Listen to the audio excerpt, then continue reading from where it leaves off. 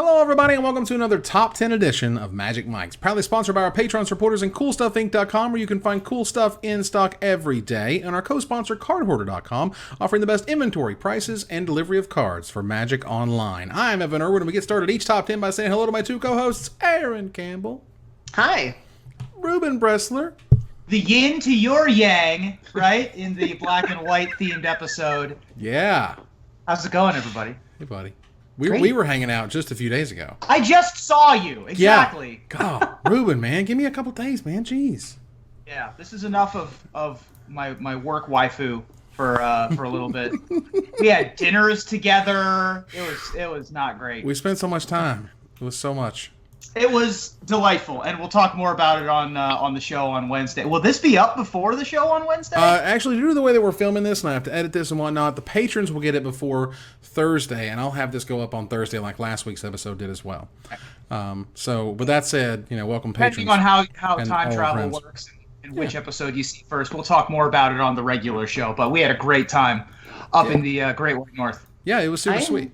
I enjoyed watching you guys, particularly your round, your match, where you two got to face each other. I enjoyed it because chat seemed to think that Evan was a villain. Like, chat seemed to think Evan was mean. And so it was nice to sort of be the good girl for once and be like, Evan's the bad guy. This is fine. So yeah, you thought I was kidding with that yin and yang reference.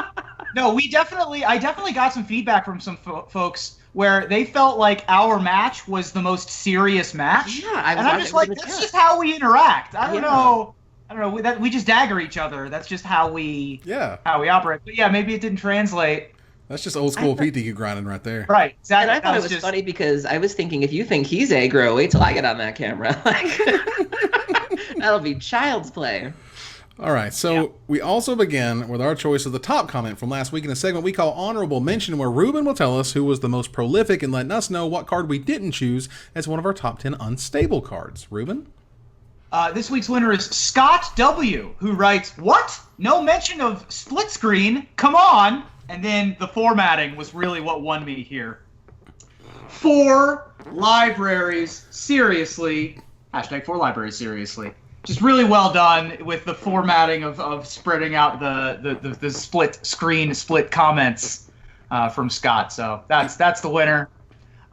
Split screen's a great card too, so not too shabby. It was a great card, and it certainly was one of those that, again, if Animate Library hadn't have been sort of showcased, I definitely feel like this card should have been, because it was doing different things with the library we've never seen before, and I felt that was the biggest design, sort of boon that they got from the set was, wow, what if your library was doing stuff? What if your graveyards were shared or whatever? That was super cool. Yeah, what happens if you split screen an Animated Library? Does it just become 1/4 of the... Never mind, let's move on. All right. So we're going to give you a $50 gift certificate to CoolStuffInc.com. Thank you, Scott W. Get in touch with us on any social channel you so choose, and we will get back to you and get you that ASAP. But this week, you so choose. Hey, if you so choose. Just throw a shoes at the choose that you do's. This week we're talking about Magic cards of the Orzhov variety, including Commander rules, which is if there's a black mana symbol and a white mana symbol, we're cool. Yep. We've done a couple of them in the past. Most of them just don't make the cut, though. No.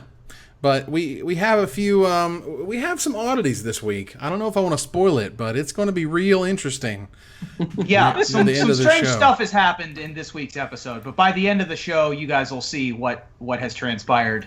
So let's go ahead and kick ourselves off here. And Ruben, what is your number 10? So my number 10, I had a bit of a head-to-head matchup between which Sorin I wanted to put into the top 10, because I wanted a top 10 with at least one Sorin. And you guys know that I like Pro Tour pedigree. Yeah. Turns out there have been 2 Sorins that have won top-aided Pro Tours and have won Pro Tours. So that was already pretty tough to figure out. I ended up going with Sorin Solemn Visitor as my top 10 choice of my Sorin. So Sorin Solemn Visitor is a 2 colorless, a white and a black from Khans of Tarkir, as opposed to the Grim Nemesis, which is the 6-drop. And so it has 4 loyalty as it enters the battlefield. It has +1 until your next turn. Creatures you control get +1/+0 and gain lifelink. -2, put a 2/2 black vampire creature token with flying onto the battlefield. And -6, you get an emblem with, at the beginning of each opponent's upkeep, that player sacrifices a creature. Sorin Solemn Visitor was around during Siege Rhino days, and so that plus ability was extremely relevant, giving your rhinos the ability to trample over opposing rhinos and also gain life. This was also the heyday of some mono-red shenanigans, and the +1/+0 and lifelink to your entire team was able to swing those games wildly in that direction. Not to mention the fact that you could make flyers. You could make 2 of them, as a matter of fact. And that emblem was not entirely irrelevant. It was a huge boon to be able to have a relevant ultimate that you can tick up to and activate 3 turns after casting. It was very important. So Sorin Solemn Visitor, high on my list of things that are good. It checks a lot of the boxes. And I'm happy to have it at my number 10. The thing I remember about this particular card was that with the plus ability, it lasted until your next turn. So it wasn't like you had to plus it and then use it right away. You could simply just stay back and block if you had to. And so, it was a very versatile card in terms of that. Like you said, being able to make a token was a thing. But yeah, I remember the big selling point being that it was until your next turn. And so that was something that really impressed a lot. It was great that that essentially it had sort of 2 ways of protecting itself. Like you could make a creature, or you could just be like, all my stuff has +1/+0 and lifelink, go, and good luck as I get to my 3-turn ultimate here, which wasn't that crazy, and I did think it got there many, many times. Ultimately, choosing the right Sorin is a thing. We were very close, Ruben. You'll see how close here in a second. But Solemn Visitor is definitely has a pedigree worth talking about. Yeah, and I think that all of this. I mean, Sorin is the black-white planeswalker with the most cards, and so not having Sorin on the list would certainly be a bit of an oversight. And Solemn Visitor was the one that I elected to go with. Well, let's go ahead and just kind of bump over into my number 10, because my number 10 is also a Sorin. And boy. I know, right? And I feel like there honestly are equal kind of arguments for both of these cards. Mine is from Dark Ascension and Sorin, Lord of Innistrad. The OG. Yeah, Sorin, Lord of Innistrad is a black, white, and 2 generic mana for a 3 loyalty planeswalker from Dark Ascension, which of course is mythic rare. +1, you put a 1/1 black vampire creature token with lifelink onto the battlefield. -2, you get an emblem with creatures you control get +1/+0. And -6, destroy up to 3 target creatures and/or planeswalkers. Return each card into a graveyard this way to the battlefield under your control. So you're able to, like, the ultimate was kind of sure whatever, because it was 1 more turn to get to than the most recent Sorin. But those first 2 abilities were incredibly impactful. Dark Ascension wasn't the craziest set in terms of people getting excited about a lot of its cards, but at least Sorin was there to be there. It had a tournament pedigree. It was super sweet the whole time it was there. It was able to make creatures, boost your own creatures, sort of what Solemn Visitor did, just in a different flavor. Yeah. Flip the plus and the minus, basically extremely similar, making 1/1 vampires as opposed to 2/2 vampires. The emblem is the -2 as opposed to the until end of next turn ability, and a very similar kind of -6. Sorin, Lord of Innistrad, in fact, was in a Pro Tour winning deck. It was just in the sideboard of Tom Martell's Pro Tour Gatecrash winning Aristocrats deck, which I'm sure we'll reference later. Sorin, Lord of Innistrad being the first of the Sorins, and there have been 4, I believe, now, with the mono black Sorin Markov being the second printed, and then of course the next 2 subsequent printings going back to the Orzhov coloration. Sorin, Lord of Innistrad being the OG of the Sorin bloodline, as it were. Just an extremely flavorful card, and was definitely one of the money cards from Dark Ascension. Absolutely. So Aaron, what is your number 10? My entire top 10 is full of a lot of cards that I really, really enjoy. I don't think I have many good cards on this list, but they're all cards I definitely feel a very strong emotional pull towards. And this is a recent addition to the Orzhov list. This is a card that will be coming on in Rivals of Ixalan. The moment I saw this card, I just couldn't, because there was so much going on, and I love everything about it. And I don't know if this card's going to be any good. We don't know yet. We haven't had any chance to play with this card. Maybe you two can weigh in on this, being at the pre-release, but my number 10 is Alenda the Dusk Rose. Oh my gosh, Look at her. Just look at her. I can't. She's 2, a white and a black. She's a legendary creature, vampire knight. She's a 1/1 with lifelink. Whenever another creature dies, put a +1/+1 counter on Elenda the Dusk Rose. When Elenda dies, create X 1/1 white vampire creature tokens with lifelink, where X is Elenda's power. So she's essentially like a pinata, if you will, like a chasm. What is that card? The chasm skulker? Chasm skulker. Yeah, you know, one of those things where when something dies, you get lots of little somethings. And so I love this art. This art is fantastic, from the hair to the skin to the armor. I love the storyline that she's essentially sort of the bad mama jamma of the vampires. And I just really look forward to her being good in some capacity, even if it's just EDH. But I just love everything about this card, and I just couldn't take it. It was just like, that artwork is just unbelievable. Yes. There's a lot of, I think that the art that they did for Rivals Vixen, particularly the vampires, is very impressive. You know, every once in a while we'll hear, all Magic art looks alike, and it's just like, no, you got to look at the look at Twilight Prophet from the new set, for example. It does not. That argument does not hold water anymore with me.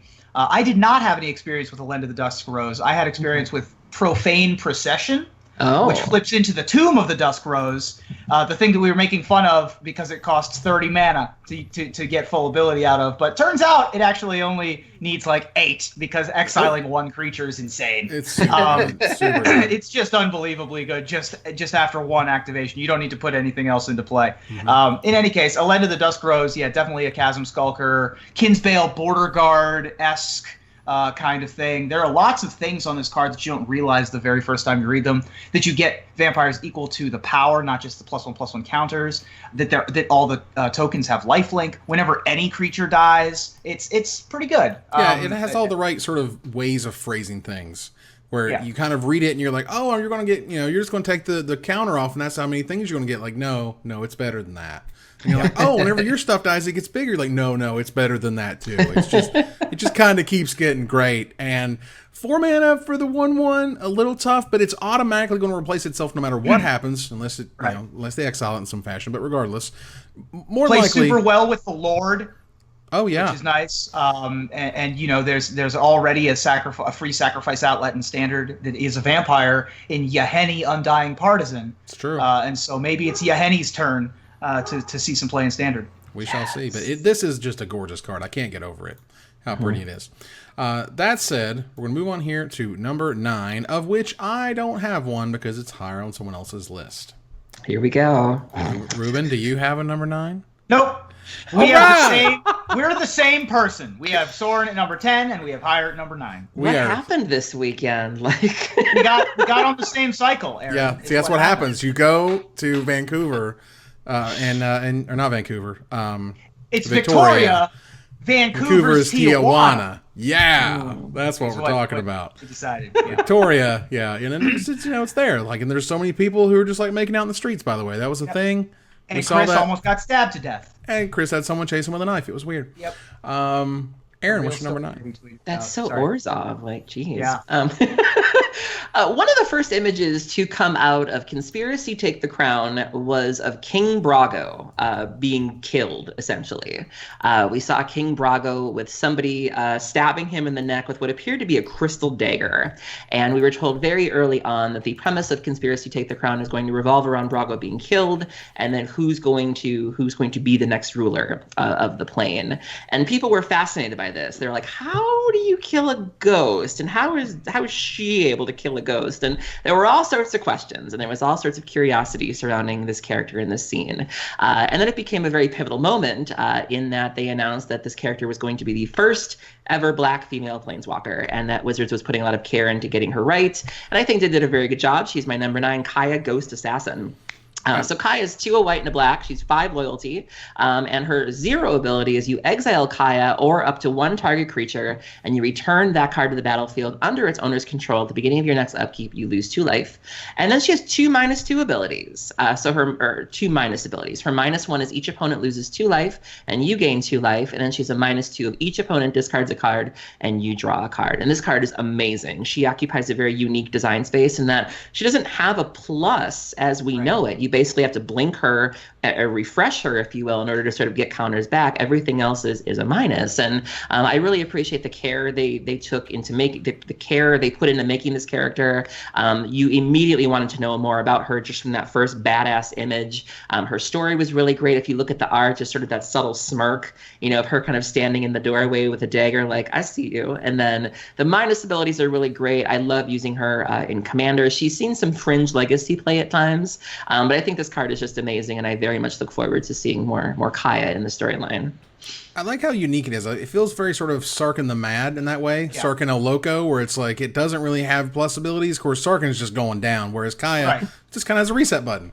Yeah, it's like pay 2 life and you get it back again. Mm-hmm. So the flavor behind Kaya is super interesting too. In that it's going to be tough for Kaya to get into a regular set, as so far the plane of Poliano has not seen regular standard printing yet. It's been just the Commander expansions. But her growing up sort of noble, not really noble, but then discovering she has this ability to be able to kill ghosts and become a ghost assassin, drawing the attention of Queen Marchesa to take out now Queen Marchesa to take out King Brago.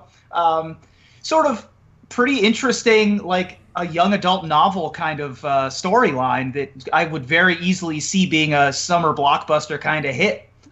She kills ghosts. She kills ghosts. She's a ghost assassin. That's quite the job description. Yeah. The ability, I saw this card get played when we did a Conspiracy Take the Crown draft last year at the Commander Party at Grand Prix Las Vegas. Quite potent. I'm excited for more Kayas. Absolutely. So let's move on here to number 8. Ruben, what is your number 8? I do not have a number 8. It's higher on someone else's list. How about you, Evan? Oh, me? How about me? Well, I got a little something. You actually have something? I thought we were just going to have the same. I know, right? The whole thing for always. Well, there's a lot of interesting effects, and I can imagine that. And I just chose kind of one. There's the ability for you to choose a bunch of these, in particular, like you castigate and whatnot, where what Orzhov often does is just kind of take things from you. It finds things that you have and it takes them away. And the one that I like the most, the one that I wanted to highlight, there's not a lot to highlight in Dragon's Maze, let's face it, but Sin Collector deserves a spotlight because it's a black, a white, and 1 generic mana for a 2/1 uncommon human cleric. When it enters the battlefield, target opponent reveals his or her hand. You choose an instant or sorcery card from it and exile that card. It left off the last line, and sometimes they weep, and sometimes there's tears because you're like, I was just about to get it back. No, it's gone. It's gone forever. So if you blink this thing, it gets more. I ran 4 copies of this. There was a time when Living End was even using this card because the one thing Living End doesn't want to see is counter spells. And so, there were times where I had a sideboard with 4 of these, and because it's so easy for us to sort of fix our mana, getting that 3, getting that white was no problem at all, and having people having to read the card and being like, what? Living End? Okay. Because if you had a removal spell or if you had a counter spell, you're just like, well, they're going to take it anyway. So, might as well. All right. Yeah, Sin Collector sticks out in my memory for a number of reasons, partially because it's one of the bright spots in an otherwise dismal expansion, and the other one being the hilarious / creepy F&M promo art, where it's like the dude just has scotch taped to all sides of his face, and he's just doing that, and it's just like really unsettling. He's seriously, he's pumped. And I'm so pumped. That one was a bit weird, but certainly fits the Orzhov flavor of being super creepy to the nth degree. Just a great card, really powerful, especially in the control mirror match. Evan, please, I can't with what you're doing directly. I'm giving you some of that sin collecting, dude. I'm sin collecting on you right now. That's true. Looking deep into my soul and exiling one of my instants and sorceries. This was very important in Standard for a very long time. Yeah. Any of the control decks that were splashing, typically the control decks that were splashing black of the blue-white control decks because they had access to Sphinx's Revelation. Otherwise, this was always snagging Sphinx's Revelations all day, every day. Just a really good card. Whether it was Supreme Verdict or Sphinx's Revelation, this card was generally the piece of disruption for the blue-white decks. All right, so move on here. Aaron, what is your number 8? I love Two-Headed Giant. I'm a big fan of Two-Headed Giant, and one of the things that makes a card good in Two-Headed Giant is when you see something that says each opponent, because that means it's going to affect both of them. And you know, having something like there's just so many effects out there that I remember Lobber Crew being a thing. You know, I remember in the Return to Ravnica pre-release, I remember just playing against these guys where they had a bunch of Lobber Crews, a bunch of crappy multicolored spells, and you just did that over and over and over again, and that was really, really annoying. And there was another card from the Return to Ravnica block that made Two-Headed Giant so much fun. For very little effort, it just got out of control very quickly. The art is also incredibly grisly. My number 8 is Debt to the Deathless. Yep. You have not lived until you drained the life out of someone, literally. So Debt to the Deathless is X, 2 white and 2 black. It's a sorcery. Each opponent loses 2 times X life. So get out your calculators, kids. You gain life equal to the life lost this way. So even for like 3 or 4, Yeah. each opponent loses 2 times X. So even if you put 3 into it, that's 6 for you, 6 for you. It feels amazing. Yeah. And the Debt art to is the Deathless multiplies astronomically. And the art is so creepy. It's got these weird like statues that are just spewing blood like fountains. And there's this weird Orzhov creature that's got their hands like a pontiff of light, it looks like. And they've got their hands like running through the blood. And it's just, the card is doing a lot, but you haven't lived until you've killed someone this way. And then you're like, and I gain, this much Right. life, double digits, so much. God. This might be the best Two-Headed Giant card ever. I had one in my deck so Tan and Grace and I won the Two-Headed Giant side event at the first Grand Prix Las Vegas because I had a copy of Debt to the Deathless in my sideboard and he had a copy of Clan Defiance in his deck. So we would just control the game, Fireball you for 85, and then Debt to the Deathless you for the rest. And it was amazing, and we won From the Vault Dragons for our troubles. And so I have a personal memory of Debt to the Deathless. Just a spectacular card. 2 times X, and then gain life equal to that, and it's each opponent. So if X is 3, each opponent loses 6, and you gain 12, which means they lose 12, you gain 12. Mm-hmm. For 7 mana. That's it definitely feels absurd. like, back in the day, a good 10 years ago, this would have been, they lose 2 times X, you gain X, the end. But no. Right. You gain life equal to all of it. All of it. Because they were focusing on the multiplayer aspect. And the artwork is amazing. The artwork is just incredible. I love it. So we're going to move on here to number 7. And it turns out, I can imagine, maybe we're on a cycle. Are we on a cycle, Ruben? I think we're on a cycle. I have the same at 7. You know it's me, right? It's me, dog. Yeah. Go on, buddy. Tell them what it is. So there are a number of cards in Orzhov that have this effect, but only one that I can think of that has the word Orzhov right there in the name, and that would be Orzhov Pontiff.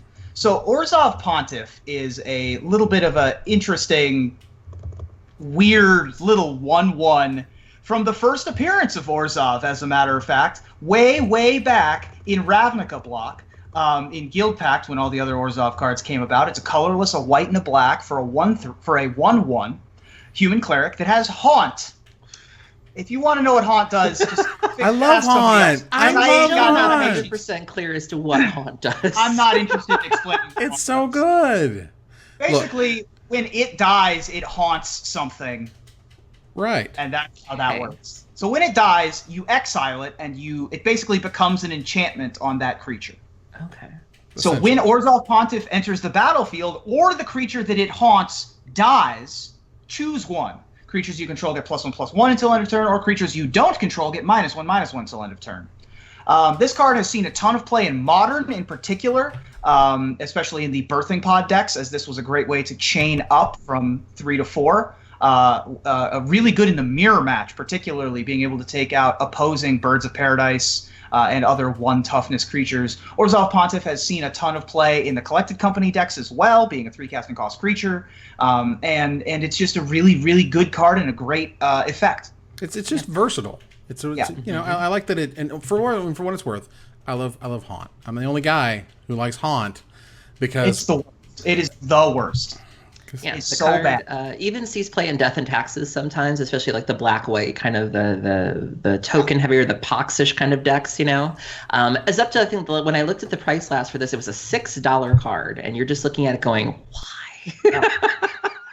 I mean, there's only one printing of it, Yeah. It's only showed up in Guildpact, and Haunt was one of those things that it's weird, but it's powerful. It's like, I guess it's very flavorful in that, Orzhov's coming back, and they're going to stay there, and they're going to kind of come get you later. But ultimately, the effect, it's you can stack with it. You have multiple sacrifice outlets. Like, it's really powerful in just sort of the right way. It's one of those kind of scalpel cards. It's just like, I will wreck your face with this card because I know how to finesse it. Yeah, and Haunt Suite. It is a spectacularly powerful ability. It's just so complicated. It's definitely a great top-down effect because all the Orzhov stuff is ghosts haunting you. That's how you get ghosts, is what Haunt does. And Orzhov Pontiff is the flagship card for the ability for sure. So, Aaron, what is your number 7? Speaking of ghosts, one of the concerns when we revisit a plane is checking in on old friends. So, for example, when we went back to Zendikar, we got to run into Linvala again, and people always have their preconceived, they have their attachments to these characters, and you want to believe that when you go back to the plane that they will live up to those expectations. And this was a character that I think was pretty interesting and that fans seem to really enjoy. And I know that when we saw this character come back, we were really hoping that this card would do them justice. And I think this is a pretty decent card. It's certainly annoying in Commander, and I think it lives up to the flavor of the character, and the art is certainly a home run. My number 7 is Teysa, Envoy of Ghosts. So Teysa's 5, a white and a black, so probably not seeing any competitive play, which is fine. But she's a 4/4 with vigilance and protection from creatures. Okay, and then there's a second paragraph of whenever a creature deals combat damage, you destroy it. And then put a 1/1 white and black spirit creature with flying onto the battlefield. So she has this effect, this sort of bizarre no mercy-ish kind of effect, where if something does get through, it's gone. And then protection from creatures, good luck trying to get rid of her. Like, if this thing drops, and whenever she drops in Commander, there's always this audible groan of like, yeah. How are we going to deal with that? Because she gets out of control fast, especially with a lot of the artifacts that people love in Commander, like their lightning greaves and their things like that. Like, you slap any of those on her, you're just watching yourself get killed. And I love this character. I love the art.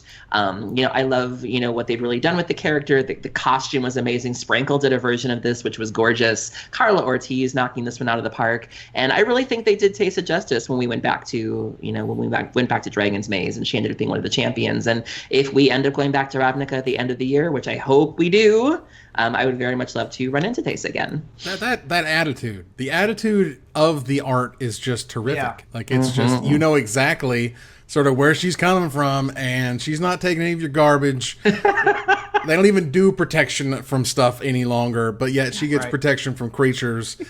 This thing was obviously a ridiculous bomb unlimited. Good luck ever beating this card once you resolved it. Like, you had to kill it or you just lost. And Teysa was really sweet. I really loved her first version, but it was nice to see this version, which I thought was sort of a gift to the Commander players, honestly. I think this was very much, you can build decks around this. You can have this be a powerhouse. You can really make sure that she fires on all cylinders. And again, that art is just, chef's kiss, if you will. Yeah. Super sweet. All right, so we're going to move on here to number 6. Ruben, do you have one? I do. All right. My number 6 is a powerhouse constructed throughout its lifespan, which was very recent, as a matter of fact. It has Pro Tour pedigree. It's in the cube. Two check marks that mean that you get on Ruben Bressler's list. It's Anguished Unmaking. So Shadows over Innistrad rare, colorless white-black, instant. Exile target non-land permanent, you lose 3 life. Just an insanely powerful effect. Being instant speed is busted wide open in half. Being able to target non-land permanents means that you get to take out planeswalkers during your opponent's end of turn step right after they cast them, which is a huge deal. It was just it's a insanely powerful effect for low opportunity cost of just having to have white and black mana in your deck. Access to just 3 mana, which you should have almost every game, and 3 life, which is not not nothing, but especially in the mirror matches that we used to see of the Abzan kind of mirror matches with Anguished Unmaking, this was not that big of a price to pay. Anguished Unmaking, just an extremely powerful card, showcasing a pivotal moment in the story. Also, this would have been probably a story card for Shadows over Innistrad had they been doing those watermarked cards at the time. Just a really lovely, excellent card. Yeah, the story behind this card was really sweet. This is where he had to kill Avacyn, essentially. Giving up 15% of your life total is a non-zero amount of life to be given Correct. up. It was a cost for sure.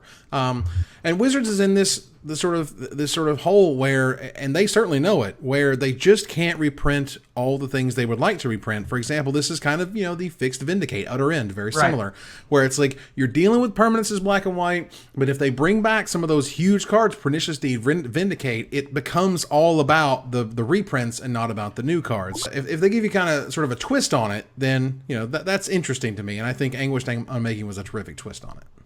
Yeah, absolutely. This was really popular in the white-black zombies decks while it was in Standard, which became popular as a result of Amonkhet introducing a white-black tribe, which was super nice of them to do. But yeah, this is just premium, rare removal, definitely deserving of a spot, I think. Yeah. So let's move on here. Aaron, what is your number 6? My number 6 is bizarre. Everything about this card is weird. Let's start with the art. So you look really closely, and the art has a lot going on. So you see cages, and you see women in cages. Just legs sticking out of cages, arms sticking out of cages, just a couple chicks in a cage, like you do. You see a big, ginormous throne with an Orzhov symbol on it. Absurdly big. Bigger than Santa Claus, just big. And then you see a guy holding what appears to be a spear and appearing to be hip thrusting, like very Elvis. Like, what? My number 6 is Blood Baron of Vizkopa. And we're not even know what the card does yet. We're not even there yet. I'm just painting the scene. So Blood Baron is 3 of white and a black, creature vampire, 4/4 lifelink. Protection from white and from black, so protection from its own colors. As long as you have 30 or more life and an opponent has 10 or less life, Blood Baron gets +6/+6 and is flying, because why not? So from top to bottom, this card is just absurd. Like the art, shout out to Anthony Palumbo for packing so much into that art. Like if you ever get a chance, just really look at that. And this is another one of those pieces where I feel like every time I look at it, I find out something new where it's like, oh, they're naked. Like, and they're like, oh, it almost kind of reminds me of the Folios a little bit, with just sort of the absurd, sexuality and the weird everything going on, and this guy in a Caesar cut with hip thrusts. And this card was scary. This is a card that sometimes sees play in Modern, like when Abzan is doing well. This is a hell of a sideboard card against the other Jund decks. And this card, you sometimes would get to that point where this would turn into a 10/10 flyer. And this was a card that was very difficult to deal with at the time. I seem to recall it being, this is back when Heroes Downfall was still around and was the premier removal, and Mono Black Devotion was very much a thing. And this card saw play in the mid-range, or was a finisher in control decks, and so I just have a lot of fond memories of this card, but just it being so weird, just from top to bottom. Like the abilities just seem kind of, hackneyed on there, and just everything else, and it's a weird card. It's a little disturbing. Like on the left side, there's like a boy, and he's topless, and his head's like this, and rolled to the side. Yeah, really weird. And there's like the girl right behind him is just like, yeah, it's just a really strange scene. And then he's got the hand on the hip, he's working it. Yeah. The whole thing is weird. The card itself, however, is terrific. So combined with weird artwork is great card, which means it's awesome, and that's really sweet. It's a really powerful card. Yeah, just reprinted exactly in Iconic Masters. Yeah. Super difficult to deal with throughout its life in Standard. Most of the at the time, the most powerful decks all ran black removal, unless you were playing against mono blue at the time. But this was still quite good against that deck, because what are you going to do against a 4/4, right? When you're mono blue. So Blood Baron of Vizkopa, well deserving. Lots of text, and I always like it when there's a card that's telling a story without having to need flavor text. And this one senses that you're close to death, and therefore it gets more powerful, which I always like in terms of a vampire. Awesome. So so Blood Baron was definitely a force to be reckoned with for quite a while. But for my number 6, we're back to the rule of its commander. If it has a black mana symbol and a white mana symbol on it, then it's okay. Because this one is definitely after Aaron's heart. First of all, I didn't expect for me to even have to put this on the list. I was like, easily this is going to be like the same or higher. Like, there's no way that Aaron Campbell, talking about Orzhov cards, doesn't have Unburial Rites in her list. But I guess think about it. She don't, because he brought it up. He brought it up. He said, "Hey, how about X card and Y card and Unburial Rites? Because we're doing commander rules." Right. And you know what? It's okay. It's all right. The shame will live with you forever, but it's okay. Unburial Rites is an amazing card. It is from Innistrad, an uncommon. It is black and 4 generic mana, 5 mana sorcery. Return target creature from your graveyard to the battlefield. Good old-fashioned zombify. But it has flashback of a white and 3 generic mana, and that means things are coming back twice. That means this thing is a format like running all-star. This card was nuts from the moment it saw print in Standard. Yep. It was played continuously. And Aaron, why is it not on your list? Because I made my list very quickly and I didn't think of the commander rules, and I'm kicking myself so hard right now because Unburial Rites has brought me a lot of joy. It was the reason why Abzan Reanimator was so popular in Standard for so long. When you're playing any kind of Reanimator or Graveyard centric deck, you're bound to be milling yourself, or you're bound to be doing a lot of discarding, and it feels bad to be putting cards in your graveyard that you can't use. And so there's a reason why the Faithless Lootings and the Unburial Rites and even the Memories Journeys and the Ancient Grudges, there's a reason those cards tend to see play in Dredge and Reanimator decks, because if you happen to dredge yourself and dredge into one of them, you don't really care because you'll get another pass. And so this is another card that, while you're doing your Grizzly salvaging or whatever you're doing, you may very well have to get rid of it, but it's okay because you'll get it again. And this card was fantastic. And this is another one of those cards that we're still kind of paying the sins for. We're never going to have a card like that again. Now we have just nothing good, like all the ever after, we're never Liliana Death's Mastery. Yeah, we're just never gonna have reanimation spells as good as that again, and those were good days. And the art's beautiful, the flavor text is a hit, and just I feel so bad. Yeah, this was really popular in Modern for a while in the Gifts Rites decks, reanimating Elesh Norns and Ionas. In Standard, of course, it was huge in the Abzan Reanimator kind of strategies at the time. Just a super powerful effect in Cube, in particular, with another one of your favorites, Lion's Eye Diamond, allowing you to reanimate something on turn 1, theoretically, which I've been able to pull off once or twice, and that feels dirty. That makes me feel like I'm going over to the Aaron Campbell side of things. Oh, boy. When I'm like, oh, man, whatever giant idiot happened to be in my hand with those 2 cards. Boy, howdy, let me tell you, that's a fun experience. But, yeah, Unburial Rites, just a very powerful effect. Being able to get that effect twice is super, super powerful, and it's an effect that you want in the late game. And so putting it on an expensive spell like that plays into the types of decks that would want an Unburial Rites to begin with. So we're moving here to number 5, and it's awesome. Excuse me. It's awesome when you have a card that they kind of come back and revisit. And you mentioned that, like, when you come back in town, you're like, hey, what's going on? Like, and this one in particular, they've really sort of started to kind of piece out the actual characters inside the card one by one. Because in the most recent Commander set, I'm pretty sure it's the most recent one, or actually 2015, excuse me. In Commander 2015, Karlov of the Ghost Council showed up. Right. When we went back to Ravnica and Gatecrash, you had Obsidat of the Ghost Council. But no. The OG is what I'm talking about, and the OG is Ghost Council of Orzhova. And this card was hot, sweet fire back in the day when Guildpact showed up, because it doesn't have to have haunt or any weird keywords. It's just got good old-fashioned value. For 2 black and 2 white, Ghost Council of Orzhova is a 4/4 rare legendary spirit lord that when it comes into play, target opponent loses 1 life and you gain 1 life. 1 generic mana, sacrifice a creature, remove it from the game, and return it to play under its owner's control at end of turn. So at end of turn means at the beginning of your end step these days. So you're able to play around with that trigger. So you're able to keep it out of your turn if you would like, which lets you do things like play sweepers or damage to all creatures or whatever. It was incredible. Like for the time to have an X mana XX and awesome abilities on top of it, that was still new territory. We weren't really used to that back in the day of like a 4-mana 4/4 that has all these super cool things happening. That's incredible. So there was that kind of above the curve moment of when it showed up. And lastly, I think you can definitely tell that a card has a ton of impact and love and flavor and lore when they literally are spending all their time busting it apart so you can see all of its members. Yeah. Absolutely agree. This was also the focal point of the Ghost Dad deck that saw play in Standard at the time, where they used a lot of the spirits from Kamigawa block.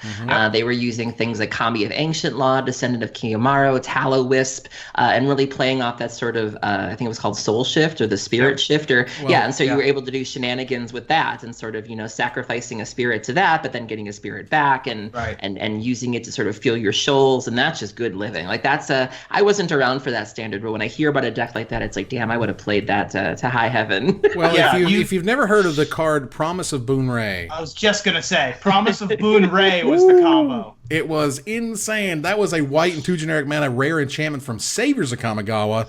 And that said, it was god-awful, but this actually saw some play out of it. Whenever a creature you control is put into a graveyard from play, you sacrifice it, and if you do, you put 4 colorless spirit creature tokens into play. That's a lot. That's a whole bunch. Yeah, Ghost Dad was the heir apparent to the Rock and His Millions deck that birthed the name Rock for those sort of black-green mid-range decks. Promise of Bunray and Ghost Council sort of comboing together like Phyrexian Plague Lord and Deranged Hermit did in the Millions decks. Ghost Council of Orzhova, the 4/4 for 4 mana, much less in white and black. Definitely well above the curve and much bigger than you would typically get in either of those colors. Just an extremely powerful effect. And you're right, you have a legacy when other cards are starting to be named after you, or they start piecing out the members of who you are and where you're from. That's definitely a big deal. And of course, there is some story element from the Ghost Council relevant here on Ixalan now, which, if you're unaware, the rumor is that Azor locked himself away on Ixalan, but also the folks in Ravnica sort of separated themselves off from the multiverse as well, and that's sort of why there's a spirit world. That's why there's the Ghost Quarter in Ravnica, is because the spirits can't go anywhere. They're sort of separated off on the side. And so there's a little bit of Ghost Council flavor even here in our pirate dinosaur world. Hello, Sorry, and the Ghost Council has a big part of that. I was going to say hashtag Ruben Breast lore over here. Just Ooh, that's a heck of a program name, by the way. That's a heck of a program name. Breast I enjoy lore. that. If I knew more, see, I get all of my lore from the people I follow on Twitter, and so to just steal that one and make a whole video, I mean, it's worth the 30 seconds explaining it to our fans here. But if you want more on that, you got to find the people who are actually Ruben Breast lores, and not Ruben Breast loreless, breastless.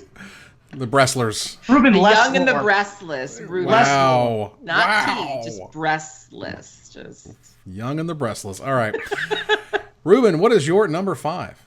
So my next card it doesn't really have the tournament pedigree that I tend to reserve for the middle portion of my list, but it's a card that I hold very near and dear to my heart. Because when I was trying to win PTQs with Kithkin back in the day, it was hard out there for 2/2s for 1 and Wise and Sens, right? Because everyone was playing fairies, and I had to deal with their nameless inversions all the time, and it was just a problem, right? I had to go past their Bitter Blossom tokens. It was just horrendous. And then I realized maybe I could just have protection from black. You know what also it has? It's protection from white, in case I happen to play in the mirror match. And it also has 4 other abilities, so I might as well just play 4 Stillmoon Cavaliers in the main deck. Woo! So Stillmoon Cavalier was a 2/1 for a colorless, a black-white, and a black-white, so 3 total mana. It has protection from white and black. It's a zombie knight, and it has 3 abilities. Pay a white and a black, or a black, sorry. Pay a white or a black, it gains flying. Pay a white or a black, it gains first strike, and pay 2 total white and or black, it gets +1/+0 until end of turn.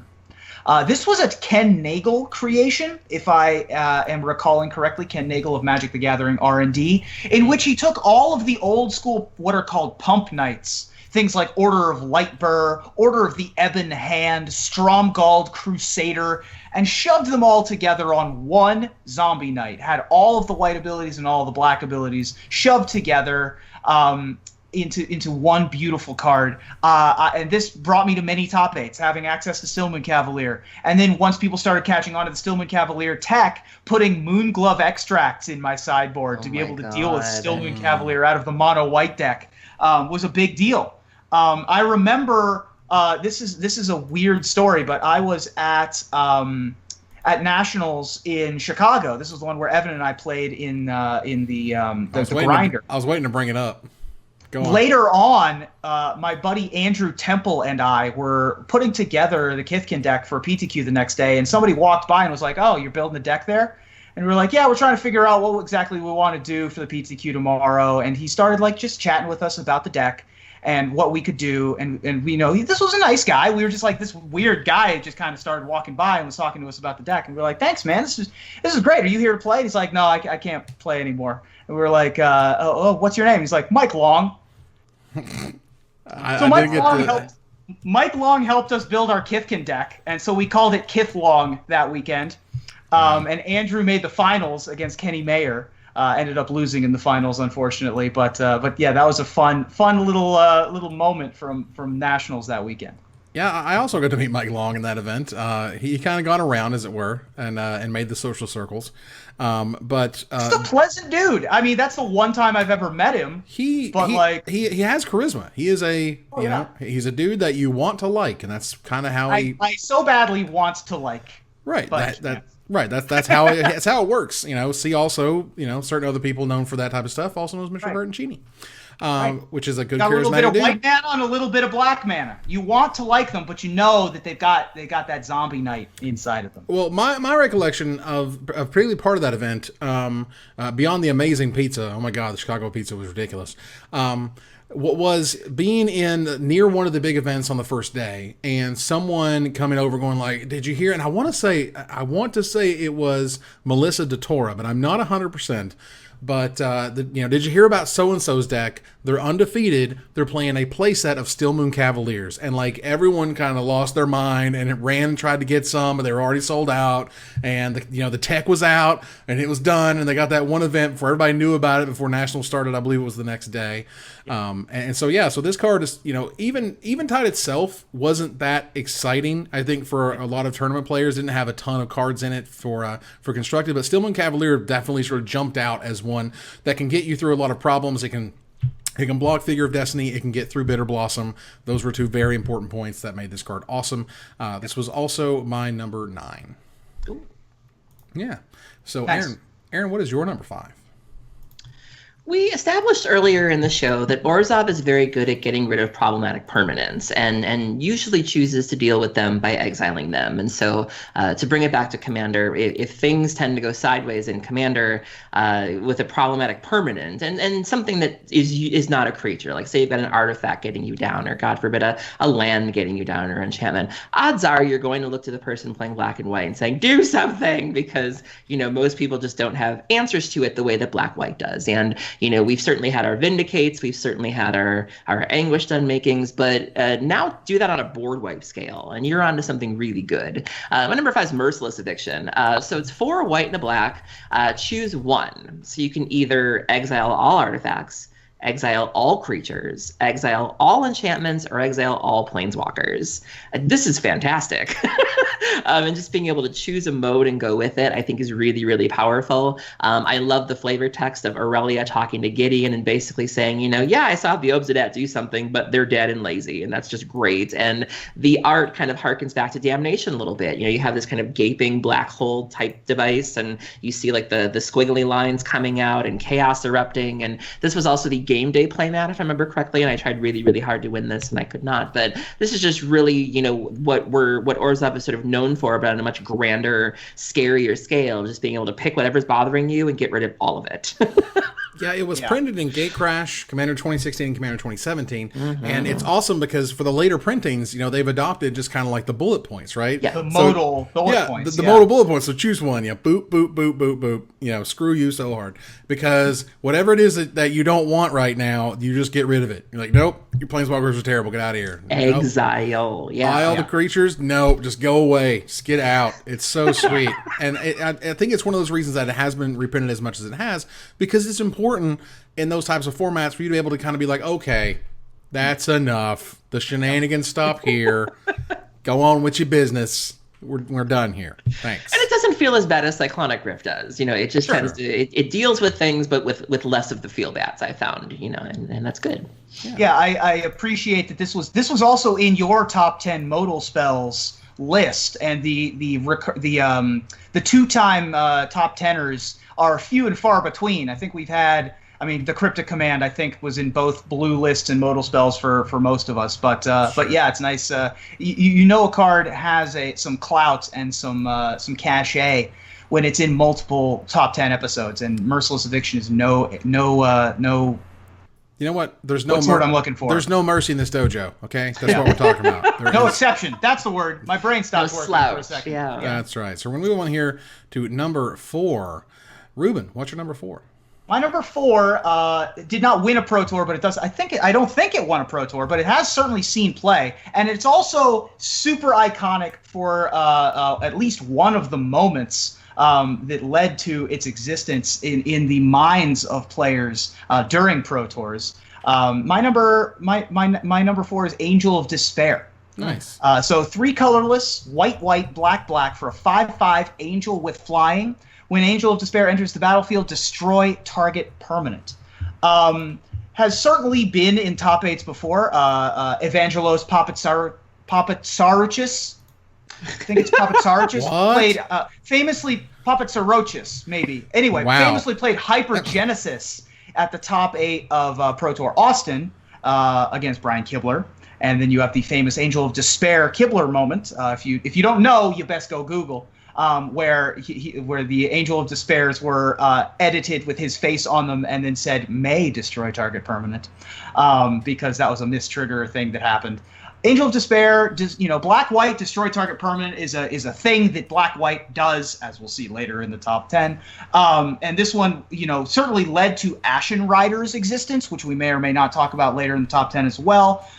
Certainly a highly valued piece of the Solar Flare decks way back in the day, the Esper-colored Reanimator, Zombify, Control things that were going on. Just a fabulous card and an excellent addition to the Orzhov top 10 lists.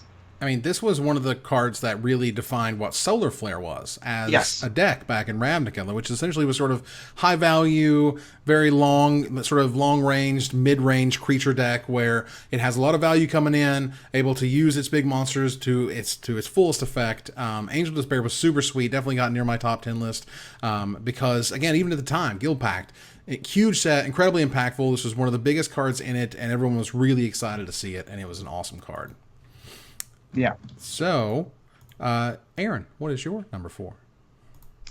My number 4 is probably one of the better cards on my list, and that's not really saying too much, but I think a card deserves a place on our top 10 list when it is partially responsible for an archetype. Like when a deck gets named after you and when an engine gets named after you, I think that's really, really noteworthy. And this was one of 2 cards, I believe, that was responsible for a popular archetype and standard at the time, as we know it as the Aristocrats. My number 4 is Cartel Aristocrat.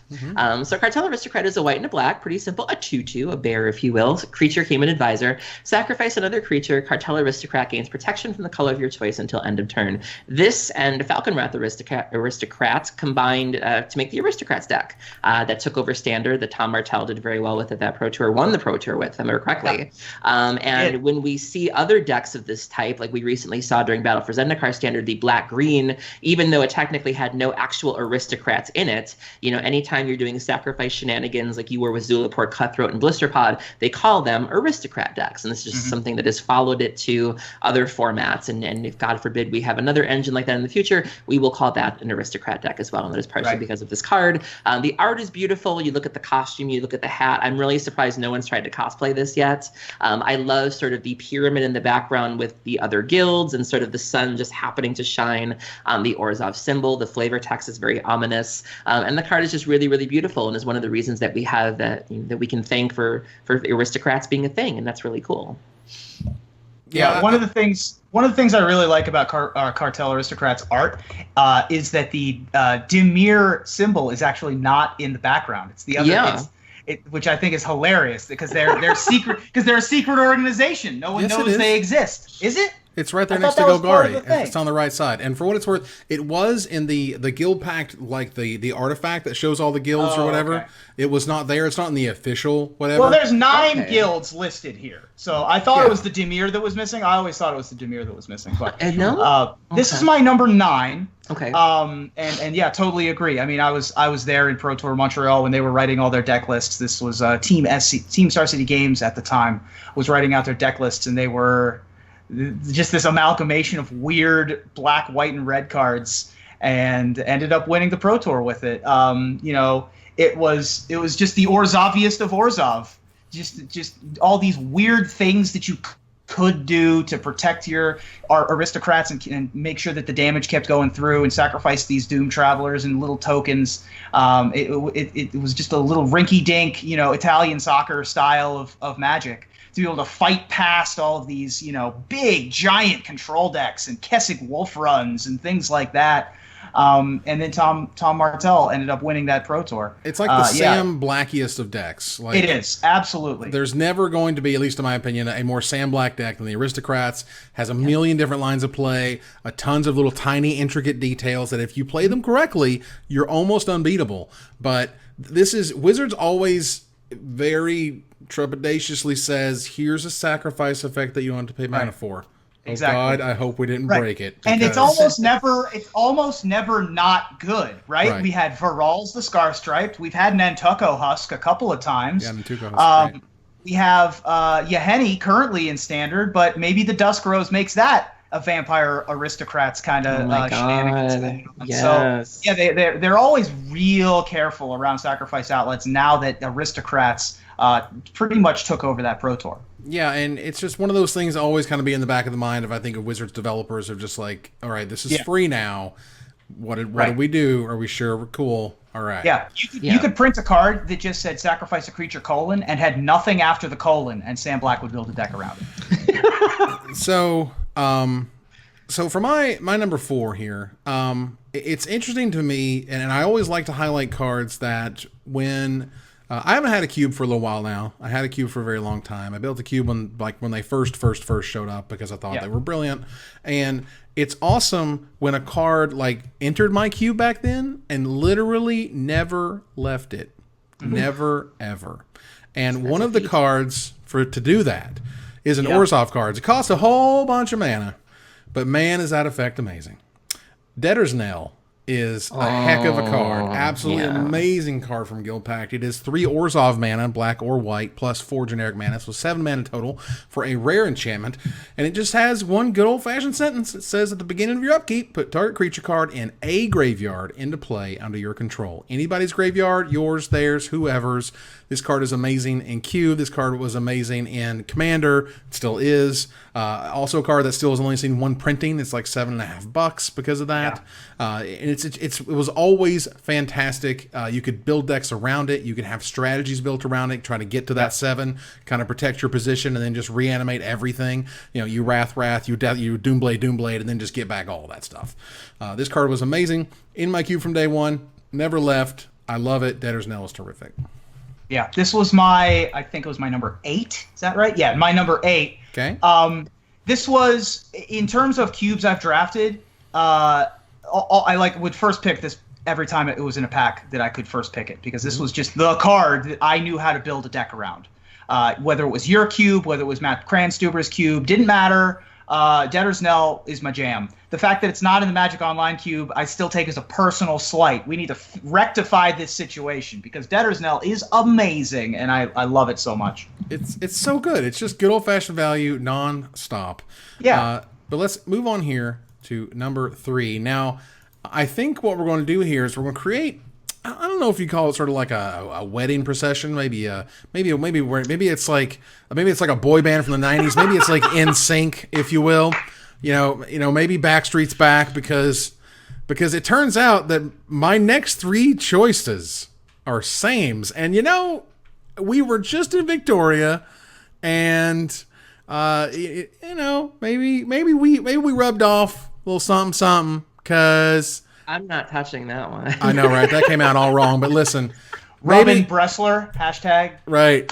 There we go. Right. Perky Bresslers. And so I'll just go ahead and kick this one off. I'm about 99.9% sure that Zealous Persecution is Rubens number 3, as well as my number 3. Yeah. Zealous Persecution is an amazing card from Alara Reborn. It is a black and a white mana for an uncommon instant that says until end of turn, creatures you control get +1/+1. Creatures your opponents control get -1/-1. So it's the Orzhov Pontiff-esque. Your stuff gets smaller, my stuff gets bigger, but it's instant speed. It was amazing with 3 Dudes Seriously, also known as Spectral Procession.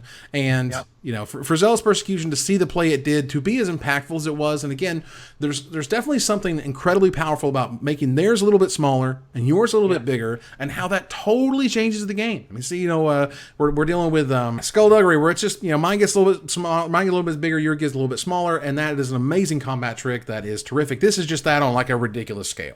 This is on everything. Whenever I think of Zealous Persecution, I immediately think of the original art and how I didn't know what was going on for years. Like, I thought they were at a rave. Like, what is happening here? And then it took me a second to realize what it was. And I was like, oh, okay. But for the first few years, I was very confused. It's just that scene from Evil Dead. Yeah. Yeah. This is my boomstick. And that new art, though. Different scene from Can we talk about that new art that was in the Explorers, was it? Right. Explorers. Oh, my God. The new Conquistador art. So good. Very nice. Yeah. Yeah.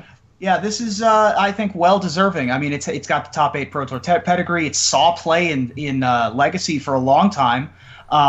It's just that, cheap cost, instant speed, little bit of advantage kind of thing. And also keep in mind that Black-White Tokens was super popular for a while. Yeah. Not to mention Junk in Modern. I believe that this was a popular sideboard choice for those Abzan mid-range kind of decks back when Siege Rhino was all the rage.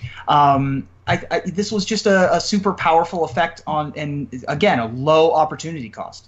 Yeah, and it was as efficient as it could be, and I always enjoy.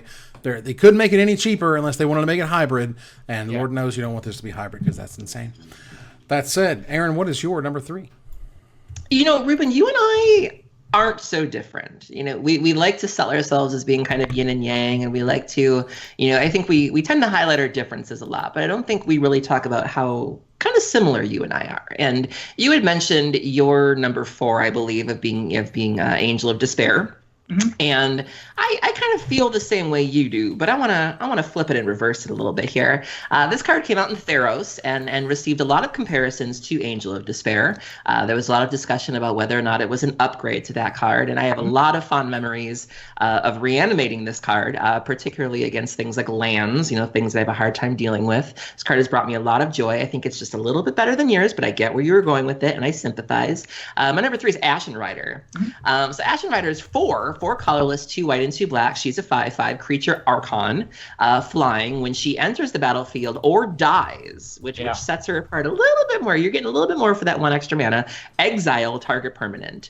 And so when you reanimate her, she enters the battlefield. And the best part about this is if you're running Cabal Therapy, then sacrificing her to Cabal therapy, getting the trigger from therapy, and then taking something with you when you go, and it feels amazing. Yeah. I love the flavor text, one offering for when she comes and a party for when she leaves, and that's just such a great thing. And this card has brought me a lot of joy. I don't leave home without at least 2 because lands is a thing, and that's really difficult for Dredge to deal with. Sometimes even Reanimator tends to run them. This is also very good against the show and tell decks. If you have to play that game of show and tell resolves, you lay down your card and then whoop, and maybe you can deal with whatever they flip over. And so this card has a lot of really great uses, and this is it just makes me so happy.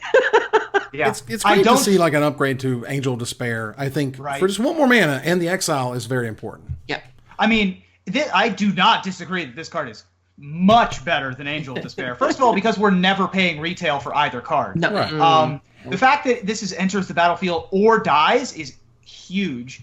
The fact that it's exile and not destroy is huge. And it's already a 5/5. Like, we're only the downside is that it costs 8 instead of 7. So for an extra colorless, you get so many more choices. Right. And so that is unfortunately this card hasn't had the opportunities that Angel of Despair has had to be in standard with a Zombify effect, or to be in standard with a Debtors Nell, for example, or to survive in Modern with a Hypergenesis, because obviously Ashen Rider would get a lot more respect than it currently does. It is a fabulous effect, super powerful, and well deserving of a number 3 slot. All right. So we're going to move on here to number 2. And for what it's worth, I do love me an Ashen Rider, and I think it's amazing. It's just Angel of Despair +1. And we're not paying retail for that crap because it's amazing. But let me tell you, as we continue on that cycle, me and Rubes, we keep marching up the same hill. This is insane. The fact when I got sent the list back, and I saw 4 sames, and as it turns out, all 4 sames were with Evan, and we almost had the same 10 with slightly different 4-mana Sorens. Literally picked a Soren at 10. Now, we send our lists to a third party. They go ahead and they let us know who has the same, who has higher. So it can be a little bit of a mystery, even for us. But when you saw same, and I'm like, wow. At the top, yeah. Wow.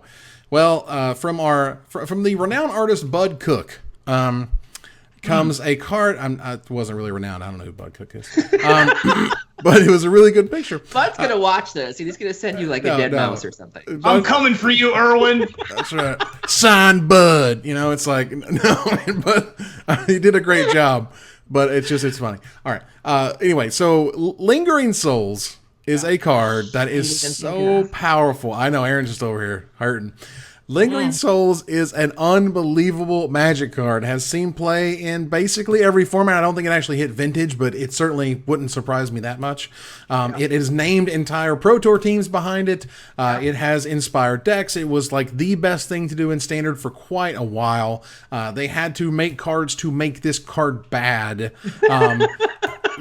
They had to engineer cards, the dragon. What was the dragon that dealt 1 damage? Thunder Mahel-Kai. Thunder Mahel-Kai, thank you very much. That card had to exist in the way it does to kill this stupid card because it's so efficient at making 1/1s. Lingering Souls is a white and 2 generic mana for an uncommon sorcery that puts 2 1/1 white spirit creature tokens with flying onto the battlefield. You flash it back with just a black and a generic mana. So for 3 mana, you get 2 1/1 flyers, and for 2 mana, you get 1/1 flyers. And that's an insane rate in 1 card. That is an insane rate. It was the best card in Dark Ascension, and it wasn't even close. Yeah, this card is very much a safety valve card. Like, you wouldn't think of it, but particularly in Modern, it gives affinity fits. It can give Infect a really difficult time. Jund, the black-green decks hate having to deal with it. And in fact, when Jund was really popular, right around the time of like the Deathrite Shaman ban and Bloodbraid Elf, there was a new version called a Jundi, which was Jund that had splashed for this and Ajani Vengeance as a way of sort of being the mirror breaker, because when you're playing sort of a 1-for-1 removal deck, trying to deal with these bursts of tokens is not in your wheelhouse. And so, you wouldn't think, but a card like this can really, do in the right meta. The card is very, very powerful, and it just, you wouldn't think a couple of 1/1 spirits could give decks a hard time, but it really, really can. The card is incredible value. Again, this is another card that you're sort of happy to discard. When you're playing a card like Liliana of the Veil and you each have to discard, you're fine with that because you'll just get it back. Or if you are playing the gift stacks, this is something you can put in with you can make one of your gift choices, or you can just mill away and you don't really care because you know you'll get it back. And this is something also in the token deck. The black-white token decks love this, paired with Sorin, Lord of Innistrad, and things like that. The card is gross. And again, this is something we talk about cards kind of paying for other card sins. We're never going to have it that good again. Right. And you talk about cards paying for other card sins. Intangible Virtue and Lingering Souls were both banned from Innistrad block constructed. Without Lingering Souls, Intangible Virtue gets to keep on living. Yeah. They were just abetting the original crime of Lingering Souls. There were so many cards that were printed in reaction to how dominant Lingering Souls was and became, that it kind of got to ridiculous proportions. Lingering Souls, by the way, Bud Cook, shout out to Bud Cook, who also illustrated one of the winners of an honorable mention, Invisible Stalker, nice. in being the powerful, important piece of crap way back a couple episodes ago. But Lingering Souls, that is super iconic art. Got the foil alternate art treatment as well. Extremely potent. And I will take credit, by the way, when Shaheen Surani was like, "This is the team. Who has a name for our team?" I named them Team Lingering Souls. I did that. Shaheen, look at you. Me. Look at me. I did the things. royalties? I take great pride in knowing that I have had some small effect on some things with my writing. The fact that creative little twinge in the middle of the night responding to Shaheen stuck and became the name of their team, I'm going to take full credit for that one. You do what you got. Now, Bud Cook, for what it's worth, I was looking at his cards, actually has been illustrating for a while, did do some stuff in Shadows over Innistrad, did Tooth Collector, also did the Future Sight super weirdo card, Spellweaver Volute. Nice. Where you enchant an instant card in a graveyard, for God's sake. You get super weird. Also, the awesome Village Cannibals, where everybody's kind of like staring down at you. Yes. No, he does good work. It's just that he has fewer than a dozen cards. So. Right. So not as well known I still as love others. you, Bud. Yeah, we're still Bud fans. This Bud's for you. Jesus. I knew it. I saw it coming. And yet here we are. Now. Yep. That said, Aaron, what's your number 2? My number 2 is the card that single-handedly got me to enjoy Commander. I was not a Commander player for years and years and years. I just didn't get it. I had no idea how to build decks. I'm not a deck builder, just in my spare time. I'm not a brewer. I know nothing about that life. And so I found it very intimidating. And I'd also had some really bad experiences playing Commander in the past. And so I was kind of off the format for a while. And then I became hip to the fact that Wizards makes these pre-constructed decks that you could, in theory, just play right out of the box and just open it up and start playing Commander. And I had heard some good things about these boxes, and so I bought one for myself, which happens to feature my number 2. And this was right around the time that we were coming off of Constellation from Theros block, which I really, really enjoyed. I loved making enchantments and drawing cards and doing broken things, and so this card really spoke to me, and I really, really enjoyed the deck. Thanks to Saffron Olive, I was able to inject $20 into it and make it an awesome deck. And before I knew it, I was winning pods left and right and making spirits and just having a gay old time. And were it not for this card, and specifically this Commander, I would probably not love Commander as much as I do. This was my gateway drug, if you will. My number 2 is Daxos the Returned. So Daxos is 1, a white and a black. He's a 2/2 legendary creature zombie soldier. Whenever you cast an enchantment spell, you get an experience counter. This was the Commander set that really leaned on that mechanic. You can pay 1, a white and a black to put a white-black spirit enchantment creature token onto the battlefield. It has this creature's power and toughness are each equal to the number of experience counters you have. And when you're doing it, when you're pairing this with Constellation effects, like say Doomwake Giant, it gets dumb. Like, you just dump a bunch of mana and enchantments, they all into the battlefield, and you stack the Constellation triggers. And I used to pair this with things like Cathar's Crusade and just other sorts of obnoxious things. And this card is just great. It does everything I want to do. I love the flavor that Daxos, in the storyline, Daxos died, and then he was able to come back and try to see Elsbeth, not knowing that she was kicking the bucket as he was coming back. So now he's got his gold sad face return mask on, looking for his love, and she's dead. And so, how sad is that? And just sort of the tragic nature. I love his spirit tokens that he makes. Just everything about this card I have a great appreciation for and a lot of love for, and that's why it's my number 2. Yeah, it has some great flavor going on for this one. Yeah, the experience counters Legends cycle is super interesting, and I'm glad it got at least a little bit of play here in the top 10.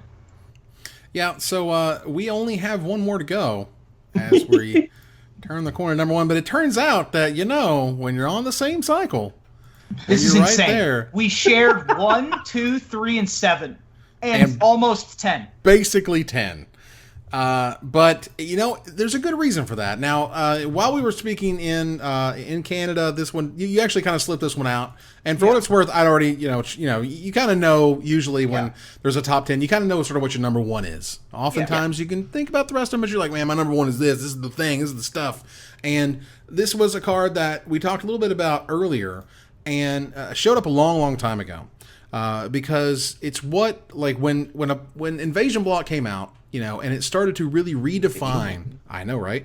It started to really redefine what these color pairs are supposed to do, and it really helped set the sort of the tone of what white black does by saying that white black's weird, but white black can just solve anything. And it took them till Apocalypse, but then Vindicate showed up. Vindicate's real simple. It's real simple. It's real nice and clean. It's a black, white, and 1 generic mana for a rare sorcery that just says 3 words, destroy target permanent. That's what it does. It kills a thing. Wizards is in that weird kind of mode where they can't actually put it back in the standard without it being all about being back in standard. Right. So, well, it's a stone rain is the problem. Lands are permanents, and so this would ultimately end up in a land destruction strategy of some kind or another, which would be unfortunate. But there are a lot of things that tick my boxes, if you would, that butter my parsnips, that yum my meals, and this is and those are dominant in standard, winning pro tours, banned in a format. But you know what else? Being an invocation is going to be one of them, because when you are so iconic so as to be worthy of turning into a hieroglyphic masterpiece, you get to be on the list. I like how you call that a hieroglyphic masterpiece versus like an unreadable mess. Gotcha. Go ahead. Hey, look, just because you're not Egyptian doesn't mean you aren't chosen by the gods. I get it. But I'm getting tired of throwing all this shade over here. Those of you that are #blessed, some of us can actually decipher what you're right. It's totally unreadable. But Ruben Blessler. Ruben Blessler. That's right. And if you like the invocation style but can't necessarily read it, just go on MTGO. The invocations on Magic Online are actually great. I actually prefer. It's the only card I like better on Magic Online than off. But in any case, Vindicate, destroy target permanent, super iconic, been in the cube since it was printed, dominant, in all manner of formats. Just a fabulous card. Now, what else can you say about it? They've tried to make it. They've tried to keep. There's Anguished Unmaking. There's Bitter End. There ain't nothing like Vindicate. There's nothing like 3 words, but because lands are permanents, we can't have it back. Can't have Vindicate. And also, you can put it on a 5/5, and it'll be number 4 on my list. You can add a mana to it and make it Utter End and make it exile things, but you can't have just Vindicate. I recently lost a commander game, or it was one of the reasons I lost the game, because somebody vindicated my only swamp.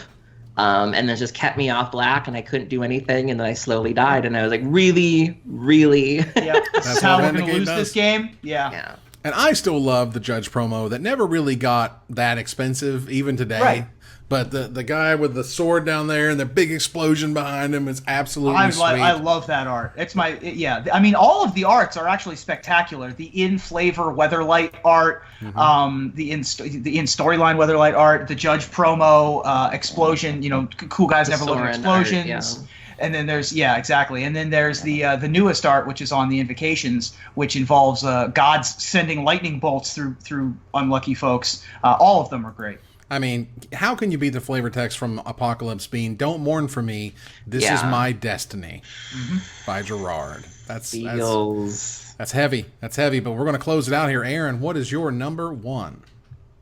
So one of the nice things about going back to a plane is that it's nice for people who weren't there the first time. I've been very open about the fact that I took a very long break from the game, not because of the game, but just because of graduating high school and things like that. And so I stopped playing around Urza's Legacy. So I wasn't here for the Kamigawas and the the torments and everything like that. And so I really wish I was. And so when you get to go back to a plane, you get to see what you might have missed or what you didn't catch the first time. And so when people are busy appreciating the original versions of something, you get to appreciate the newer version, and hopefully you can sort of meet in the middle. And I will never forget where I was when Gavin Verhey posted his article with this card that I believe he had just joined the design team, or like this was his baby. Like he was very proud of it. And I remember being at work and I was just, my jaw hit the floor and I was like, no way, because it was just so absurd, and it was just everywhere I wanted to be, and I had a lot of fun with this card. The card is just amazing. My number one is Obzadot Ghost Council. Yep. Daddy's home. Obzadot Ghost Council is 1, 2 white and 2 black. It's a legendary creature, spirit advisor, 5/5. When Obzadot Ghost Council enters the battlefield, target opponent loses 2 life and you gain 2 life. At the beginning of your end step, you may exile Obzadot. If you do, return it to the battlefield under its owner's control. At the beginning of your next step, it gains haste. Removal wasn't really great in this format, and specifically it wasn't instant speed. So there were very, very few ways to deal with this. And so this card, I was not around for the original Ghost Dad, like I said earlier in the show, but the art is fantastic. Shout out to Svetlin Velinov for just knocking it out of the park, and just having this really neat, it kind of reminded me of Boo Diddly from the Mario games, where like, you know, when you look at it, it stops, and when you turn around, it comes for you. And it just kind of, that evasive ghost-like ability is fantastic. And this card was just amazing. This is something we've been doing broken things with it in Modern. You can pair it with Goryo's Vengeance, and, you know, be able to get that and stack your exile triggers. You essentially get an Obzadot for 2, which is fine. There were also some shenanigans with Whip of Erebos, where you could whip that into play and stack the triggers as well. And you knew this also was the card that, to me, warranted the end of Birthing Pod, because people were starting to pod into this. And that was like, all right, girl, you're doing too much. But why would you not want to pot into it? Like, look at it. It's beautiful. It's very hard to deal with. It occupies a very unique design space. And it's just a game-ending card that and sometimes all you need to do is just let it flip. Just, you're eventually going to die, and I'm fine waiting for it. And it was just, it's so good. It's so good. It's on this list essentially twice amongst us. Ghost Council, the Ghost Council members, Obzadot being at the very tip top of that. I would pay an extra mana to drain one more. And to not even have to sacrifice a creature, just be like, you know what? Let's go. Yeah. It'll come back. It drains one more, and can't, even if you tapped out for old Obzadot, it could just die. Right. This one, not only is it +1/+1, it's a 5/5, but it can't get enchanted, which is insane. Can't get wrathed on your opponent's turn. Nope. It's fabulous. Yeah, no sorcery removal. This card, and the art, Svetlin Velinov, that amazing, like, you know, that creepy guy in the front or whatever. Yes, it's terrific. And again, I appreciate the fact that it had that impact on you. Yet Ghost Council itself, the original, had such an impact on me back in the day. The Ghost Council gives and gives. You know, when we go back to Ravnica again, you know, we're going to see yet another member of the Ghost Council, and they're probably going to be amazing, and I'm going to be okay with that. Yeah, that's exciting. You know, when we last left off in the story, Teysa was actually trying to betray them, and so I'm really interested to see where their story goes, and it's just beautiful. Just see it. You know, you have the cane, and the cane. If I understand the art correctly, the cane is the only real thing in that picture. They're all just sort of hovered around it, but they're not real. And just the way that he portrayed that ethereal quality, and the way they all kind of fit different archetypes. They're all just so different, and I just love it. I could talk about it all day long. It's a really amazing card for sure, and a nice way to top off our top 10, because that was our top 10 Orzhov cards. You will see them right now on the screen, so you can review them, take a look at them, see what you think about them. Take a look at my list, Aaron's list, Rubens Top 10, and we want to hear from you about what card we did not talk about, and we'll select our favorite to win a $50 gift certificate to CoolStuffInc.com. Plenty of space, because Evan and I had the same list. So lots of options, because we're basically the same person on this one, and it was weird. Absolutely, Man. But that said, before we go, I want to thank my co-host. Thank you, Aaron. Thank you for having me. Thank you, Ruben. Thank you, Evan, and we'll be white-black next week.